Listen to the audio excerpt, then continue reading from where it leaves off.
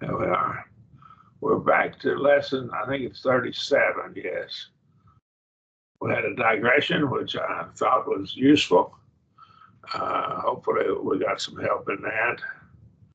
I think the infirmity was the infirmity of being persecuted, not knowing what to pray for. They knew how to pray, but in Romans 8:26 particularly, and they knew how to pray because the Lord in the model prayer, what I call the model prayer, most people improperly call it the Lord's Prayer, and there was a model there of how to pray, but what to pray for. You could have all kinds of situations where you're in stress and trouble and distress, and they were in the situation where some of them were going to be killed. And so in that situation, what do I pray for? What do I pray for? I believe that's one of the infirmities. I'm in a distress. I don't know what to pray for, and I think we should always pray that we do right, and pray that we're teaching the truth, and that what we're doing is right, and that we have the right attitude toward our persecutors. And as Jesus on the cross, Father, forgive them, they don't know what they do. And of course, in Acts chapter 7 with Stephen, Lord, hold not this sin at their charge. And so our attitude toward our enemies ought to be we love them. And so I think that's part of your infirmity. When they're persecuting you and you're in trouble and they're doing stuff bad to you, it's real easy for you to get mad at them and want them to be hurt. No, we should be careful that we pray for the right thing. Not pray that our enemies be destroyed, but our enemies might be converted. That would be the ultimate prayer. Does that make sense what I'm saying now? Any questions? We can get into this end of absolute now. Okay. What we saw in our digression a week, and it was a good digression. I'm going to have it put up with the Romans file, and it will be up with the Greek file as well. So it's going to be in two places. Okay. So one of the most common variations is, of course, the genitive absolute. We saw this was our last lesson, an application of it, which I think was real good. And right here in Luke 22:53, we have an example of it. And he says, Goth emeron hontos mu meth umon in to hero uk exet nate tas keros emi. Now, right here, he says this right here is that's your participle, present active participle. Is this highlighted for you when you're seeing it? Is it kind of a red highlight? Yes or no? Sure. It is to me, and I just want to make sure it was to you. Okay. So the ontos is your participle. It's a present active participle. It's genitive case, masculine gender, singular number, and agrees with the genitive of the personal pronoun mu. All right, the genitive of the personal pronoun mu, which is right there. I don't know, the whole word didn't get highlighted, but there it is. That's what it's in agreement with. Okay. So that's the mu of me. My, and that would be the or the being. Okay. All right. Any question there? I want to go down to the last word in this sentence. I highlighted it now. With that, I got a question for you. That's a pronoun. Is there anything significant about that pronoun that you need to make note of? It has to be in the genitive case. Is that what you're? No, that's the accusative case. Okay. Emphatic. It's emphatic. And if it just had that right there, a may without the epsilon, it'd be what? It'd be normal. But the epsilon on the beginning, that's just may, and that's the accusative case. And what it'd be normal. Right now, with this form, it's emphatic. Lift up his hands against me, even me, see, upon me, against me. And this is, of course, Jesus speaking to the Jews. Okay, you didn't lift up your hand against me, even me, at all, when I was daily in the temple. Now you're doing it. Any comments there? Just want to call your attention that that's the emphatic form of it. All right. The real test, he says, and I'm going to go on if there's no questions. The real test of absolute is that the subject of the absolute construction is different from the subject of the main verb. That gets us back to Romans 8:27 last week that we looked at in some detail. Okay. We got a subject in the nominative case in Romans 8:27, and we need a genitive participle, and we have a finite verb. We don't have a participle making intercession. Okay. The real test is that the subject of the absolute construction is different from the subject of the main clause. Notice the difference between the two constructions. Here's one right here. Here's another participle.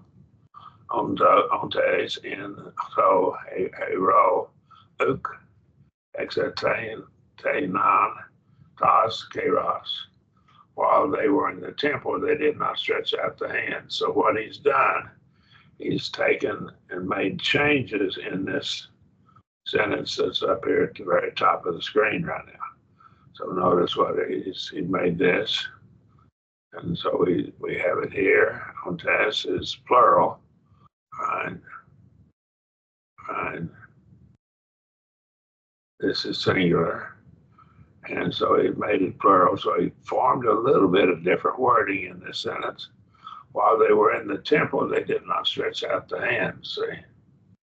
Being in the temple, they being in the temple, is a being verb, participle from a being verb. I mean, in the temple, not, and this is, there's two words for temple. Jesus was not in the inner court of the temple. That is, he wasn't in the place where the priests go. Wasn't in that part of the temple. Because he's not a priest. Not yet, not until he ascended to heaven, okay, after his resurrection. We might argue that he became a priest at his death, but I think it's probably his function of the priest. In fact, he took his blood to heaven and made intercession there. One would argue about that. But he had to die, and the law of Moses had to end for him to be a priest, because he couldn't be a priest under the law of Moses, right? So in the temple, they did not stretch out their hands, right? Any comments there? And so this, of course, is a verb, finite verb. Okay, back to. How did you say that was emphatic again? I guess I missed it. I'm sorry. How did you say that was emphatic again? This is emphatic up here. This down here is not emphatic.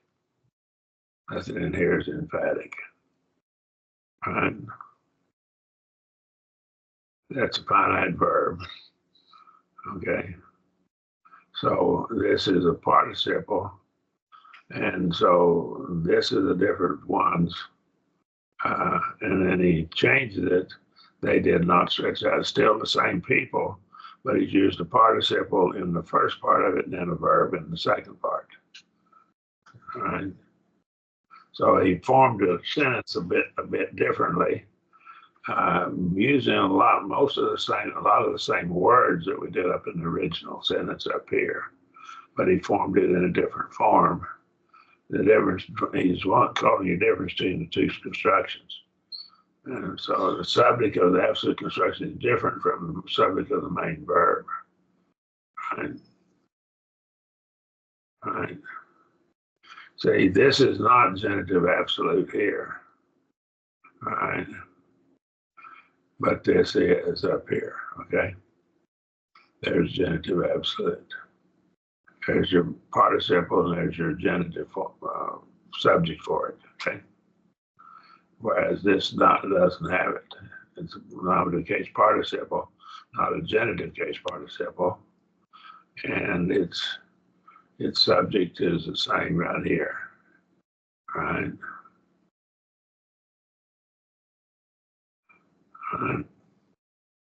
The subject is with this finite verb that derives from that finite verb and the context, okay? All right, now did I answer your question?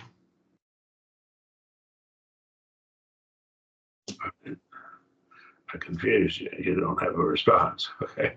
Thank you. You what now? Yes, thank you. Okay. All right, now we have back to ontos again. Same participle we had up here. Ontos. To while in the temple, they did not stretch out the hands. Ontos to, there's genitive. See, that's a genitive participle. So that is right there. The second sentence here is the genitive absolute because it's genitive participle and a genitive pronoun. Okay. So we have a nominative case participle here. So it's not genitive absolute. It derives its subject from this verb down here, which the subject is implied by the context. Remember, all your finite verbs carry their own verbs, pronouns with them. In this case, it's the same, it's identifying, and that would be the context. You'd have to go with context to tell it. Any question? So he's telling you this is a genitive absolute, genitive participle, genitive pronoun.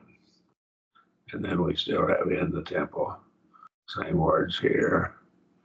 And in the temple, same words here. All right. Not. And he took the same word he had here. And so this part of this sentence from here on, let me highlight it. From there on. Come on.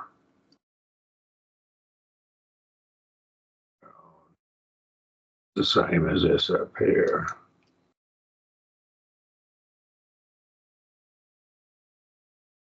The same as that. But all it changes is a nominative case participle and a genitive and with a genitive absolute. Okay. That's what he's telling you. There's the difference. Any questions? All right. Now he talks about it in other languages, Latin students, and so we're not studying Latin. But let's look at the English construction, okay? I don't know if any of the three of you studied Latin. Okay. No, sir. I knew somebody from Latin America. Is that close?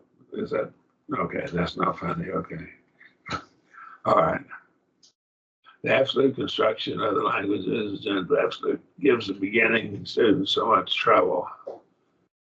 So he uses absolute constructions are common in languages. He says it's Latin, they have it in Latin and they have it in English. I had a year and a half of Russian and I don't remember the genitive absolute construction. I don't remember it, but I didn't get it. I got a year and a half of Russian. And I don't think maybe I got deep enough into the language to see whether they have it or not. Okay, I just don't remember. Okay. Here's an English construction. I put in a nominative case. as the man being in the street. The body was crushed by the truck. First part of the sentence is subordinate. That's kind of an awkward sentence, an odd sentence, but that's a English absolute construction. And the causal and meaning, it's causal. And the reason the body got crushed is because he was in the street. Right? Crushed by the truck was because he was in the street. First part of the sentence, subordinate cause and meaning. The subject here must be different from the subject of the main clause.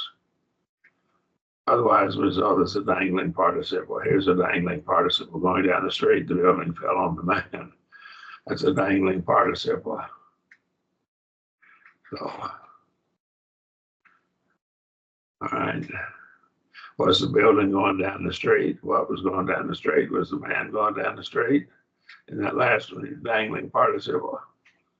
And when we were in high school or in junior high, we made up sentences that were dangling participles, and we had split infinitives. We'd have little sayings, and and we made them up. I can't remember them, but we made them up and made them funny. Now that helped us remember the stuff. We were trying to be cute. But it actually was good for us to do that because we actually were thinking about it, thinking it through. I remember doing that. Any questions? All right. A supplemental participle. So participle can be supplemental. They supplement the meaning of the verb. Ballman again. Now, we have this is an infinitive of a verb and an infinitive right here. We cease to speak. We cease to speak. Infinitive. Ballman, we cease. Legontes. That's a participle. We cease to speak. The first one was an infinitive. And then the infinitive supplements the meaning of the verb. And then we cease speaking, and that is in participle is supplementing the verb. They're saying pretty close to the same thing, but there's a slight difference in their meaning. Okay. And in English, we can say keep speaking or begin writing in English. Okay. All right. You keep speaking, and that's a phrase in English. All right, so this is common in Greek to do this, and you can do it with two ways. You can take a verb and an infinitive, or a verb and a participle to supplement the meaning of it. All right, questions there? All right. Got a word that's used a lot. I have some more notes on it. And if I can, I'll bring them up next week. I don't think we have time to get into them today, but I want to look at this.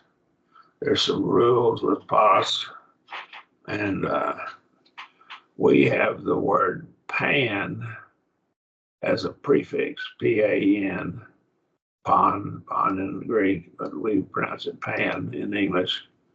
And I remember there was a man that was about 2 or 3 years older than me. He was from a town that was about 17 miles from where my high school was.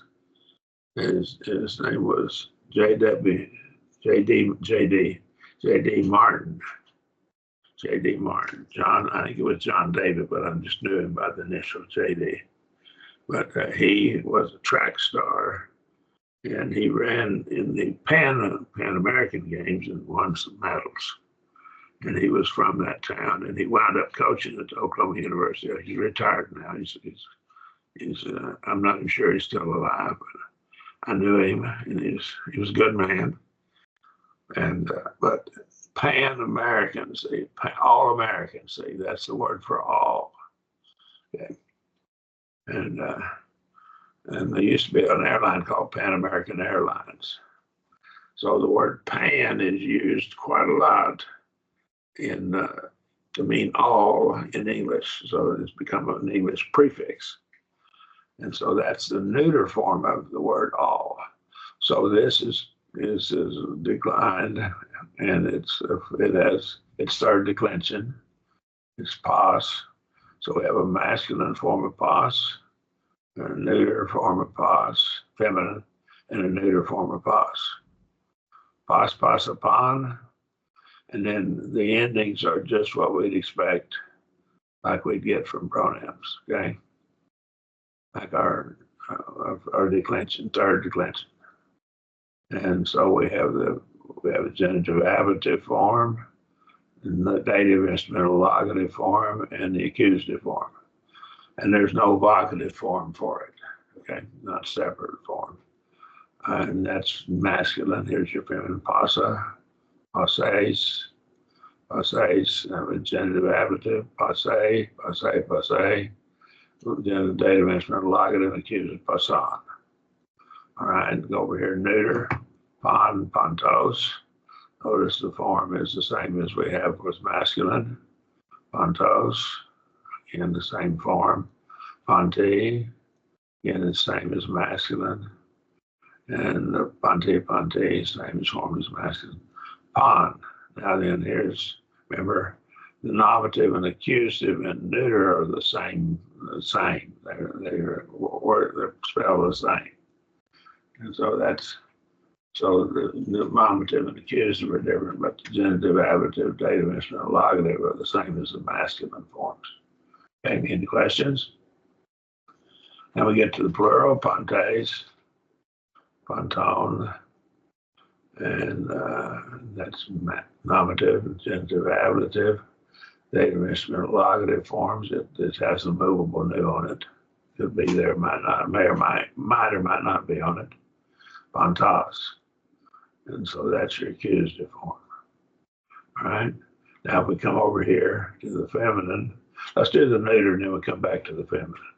Ponta, and of course that's your nominative and your accusative are the same again. And ponton is the same as masculine, genitive, ablative. And posse, posse, posse, posse, posse, posse, same as masculine over here. And your feminine is different. Posse, posson, posson, and it's got an on ending, but notice it's different. Okay, it is different than the masculine neuter. And postas, size, posites, posites, posites. It's not highlighted. I'm sorry, I thought it would have been highlighted there. Get a highlight over here, okay. And those are dative, instrumental, locative. They're different than the masculine and neuter. And of course, the accusative is different than the other ones too, okay. So it's got a separate form for all of them, okay. So that's the word all. Sometimes it is translated every, and that's what I want to get into, the difference, all right. And any questions about the forms of it? This word is found a bunch of times, a whole bunch of times in the New Testament. All right.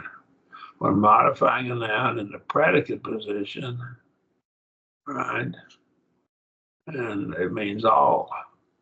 So the predicates say pasa, he, agele, all the herd, right? You know, the predicate position is it's before the article. That's what that means. Is that clear? All right. So it's before the article. So all the herd, pos, ho, oklos, and that's all the crowd. Oklos is the crowd, all the crowd. Panta, ta, ore, oros, oros is mountain. Okay, all the mountains. Okay, notice is your plural. That's singular. All the herd is singular. Singular here. Oklos is singular. But these are collective nouns. They're collective. Okay. A crowd could be a collection of things. A herd is a collection of things. So, but they're still singular, but it's still all. And so the word herd and the word crowd are collective nouns. Any question about that? Which one of those are singular? Okay. When modifying a noun in the attributive position, now the predicate position is the word all is before the article. This article comes second. And down here, it's after the article. That's the attributive position. That's how you tell the difference. That's the difference between attributive and predicate position, where the article is. Okay, any questions? Ho, pos, nomos. And in this case, it translated whole. What I'm going to give you is some other, and it's in the file called Lexicon and Grammar Notes, Greek Grammar and Lexicon and Grammar Notes file. You can look up, find pos in there, and I'll have a discussion and have several other sources that have some more information about it, but they give you the same information that I'm getting here, but maybe expanded a little bit, okay? Ho, pos, nomos. That's all the law. See, not all the law, but the whole law. So it's translated whole, W-H-O-L-E. There's also another word that's translated whole. I'm going to write it here and erase it. And I won't have diacritical markings on it. So this is another word that's translated law. Holos, okay? And our word whole, W-H-O-L-E, probably comes from this, most likely, okay? Any questions? We won't worry about that word right now, but that's also translated whole, okay? All right. The whole law, and that's how we'd render it. And so it follows the article, all right? And when used with a noun without an article, it's distributive. Now, for those in the First Corinthians class, I used the term distributive back in verse 2 of 1 Corinthians 16 last week. It's in the distributive. Kata there was used in a distributive sense. And that's the word, the idea of every is what we have here, every. Right, and that's the form we have. We don't have pos there, but we have kata in 1 Corinthians 16 too. So it's a different word, but it's I use the term distributive. If my memory's right, and of course I'm 81 years old, so my memory could be fading. But I think I used it last week in the class. When used with a noun without an article, it's distributive. Kata oikos, every house. Okay. Right. Pos may be also used as a pronoun, and in this case, pontes, hemeron, hemarton, and this from hamartio, hamartano, and so this is a verb, all have sinned. In this case, it's used as a pronoun. You got to look at how it's laid out. It's a pronoun, okay? All have sinned. That's probably, that may be all have sinned and fallen short of the glory of God. Probably, that may be exactly right, the text, exact wording of that passage. All right? I haven't checked it, I'm sorry. Pos, with the articular participle, means everyone who. So those are your, I believe, 5 different forms that we see here. We have 1, 2, 3, 4, 5 different forms. Okay. Pos, ho, legon, everyone speaking, all the ones speaking would be kind of a literal. And we just kind of translated into English from more vernacular English, everyone who speaks. And that's how we'd render that. But literally, it's all the ones speaking. Right? That's not really good. English doesn't sound good in English, but it is correct. But it's just not how we normally would say it. Okay. Any questions? so far. These are your five, I would think of five basic uses of it, of pos. And pos is important. It is important because it's found so many times. All right. Okay. I'll ask Yes. a question if I may. Can Go you ahead. back up just a little bit? Right, hold it, right there, under D. It says all have sinned. Could that be translated all sinned? Have understood or something, or? Yeah. What is this? Is this imperfect tense? Or is that what? I don't believe that's perfect. No, not perfect. I'm sorry, imperfect. That's what I mean. Yeah, it's either that or aorist. Yeah, it may. The form could be either. I think is the problem. I'm gonna look it up in my analytical lexicon. Okay. Okay. Yeah. I'll take a quick look. Didn't mean to hold us out. No, that's all right. It's okay. I'm sorry. I just want to make sure I got it right. It's not easy to remember all the various forms. Aorist active, isn't it? The aorist active.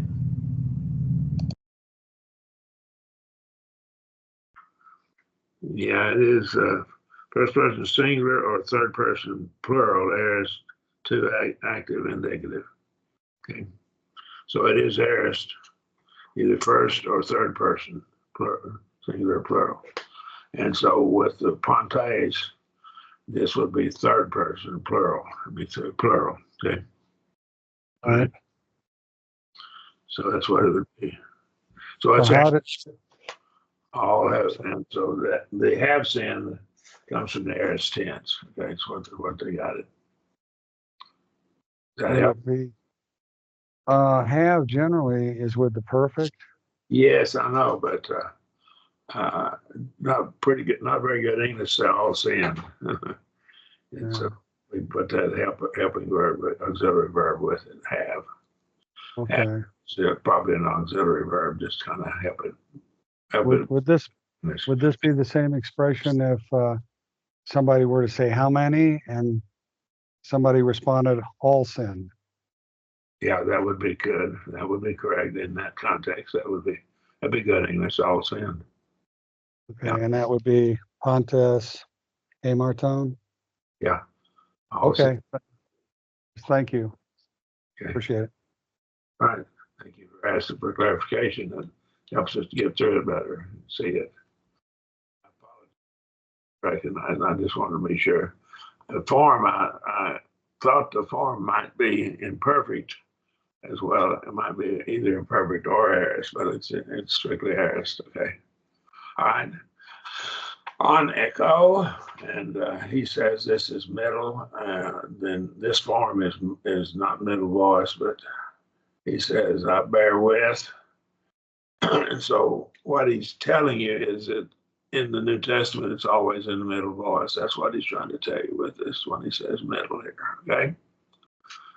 Pistos, and that's an alpha privative on pistos, which is faithful or believing. And so not faithful or without faith, faithless, unbelieving. All right. Archon, this is a participle, and it means a ruler. And this is a word for a ruler that the participle wound up being almost functioning like a noun. Okay. But it's participle, nominative case, singular participle. O, I cry out. And so that's a verb, of course. Oh my, I pray. Another verb. The oko, I pursue, I persecute, the chase after him, see. Play so my. I am amazed, I'm astonished. And probably the ek is, of course, it's a preposition. And so it's probably this word. Now, and so place so probably, and then put an omega after it probably would be your word. Make that last S into an omega. That's probably the word that you're looking at. And so I am amazed. And so it's kind of like I'll stand outside myself and look at it and kind of in ergo, and our word energy probably comes from this, energeo. I work in something, work or accomplish it, see. All right. And telomai, I command. And epitimao, and so epitimao is the rebuke. And so what this is, timao is to treat something as valuable. In this case, what you're doing is you're treating it as not being valuable. Okay, so timao, epitimao, to rebuke. Let me see here. Let me get I heal. There's other words for healing too. So this gets into the different subtle difference in the type of healing. And one of these days I'm going to get into it and study it and deal with them. Luke uses several different words because he was a physician. And so I'm told and that there's been a book written about that. And I want to get the book. Maybe it'd be interesting to see it. He do is behold. That's imperative mood. It's a verb. It's command. Kata ekomai, and it's kata and ekomai. I go down. Kata is down. Ekomai is I go or come. And so in context, it could be also I come down. All right. So he put go down as what's called the gloss, but it could be I come down. Kaluo, I command or bid. And Kophos, that's someone who's deaf or dumb. The word dumb is probably, we've decided to quit using that in English for someone who is not able to hear. They've changed to deaf and mute. And the reason being the word dumb sometimes is used to indicate you're not very bright, you're stupid. Okay. So deaf and mute probably be better. Mute. Monogenes, this is something I think is very important. I don't think it means only. I think it means only begotten. And I think the word only there is wrong. There's been a lot of arguments about that.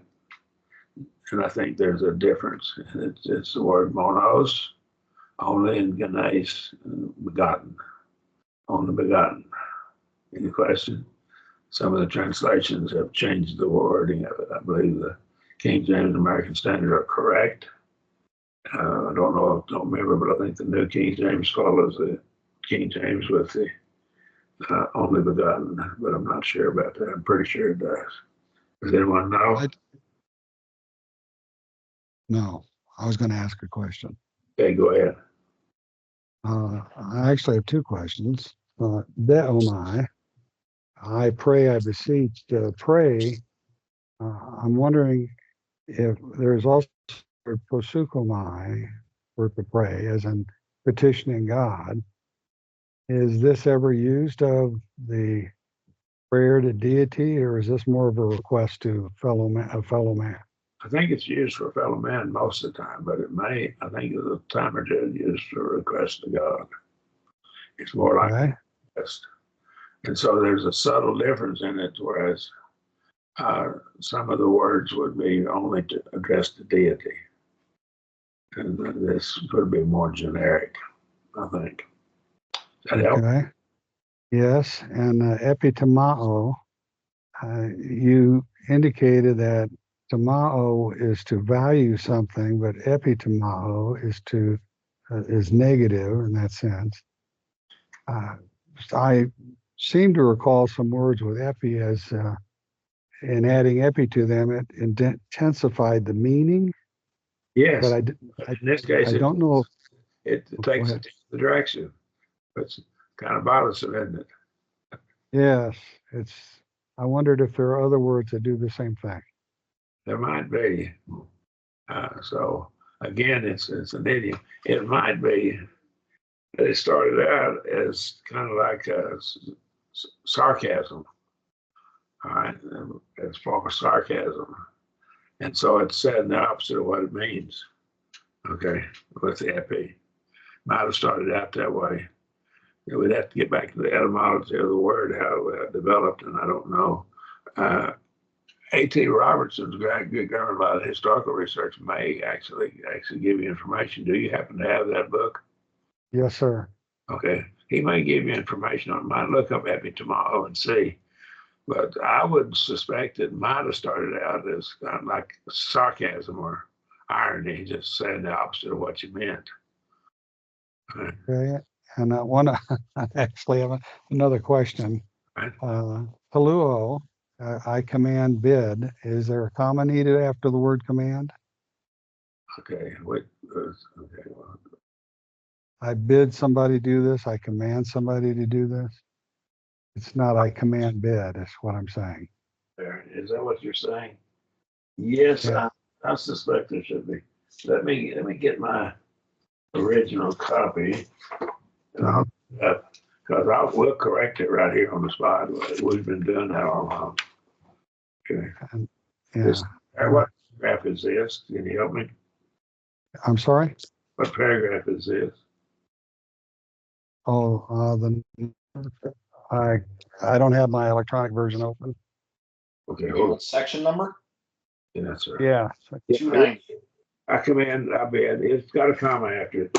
Looking at my original. Okay. I command, comma, bid. And then the That is saved. second, All right. okay. Okay, it's been And saved.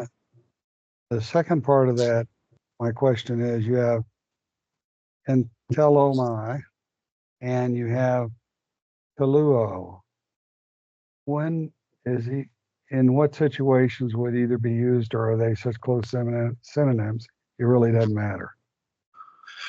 Well, I think they're probably pretty close to synonym. And again, there's some subtle difference, so we just have to get into the words themselves. This is, All right. he says, this takes the dative case. That may be what the difference comes in.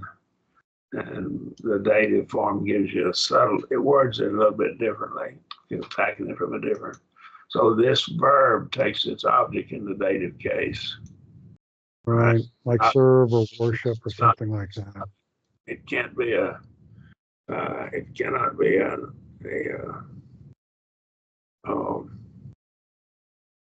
transitive verb.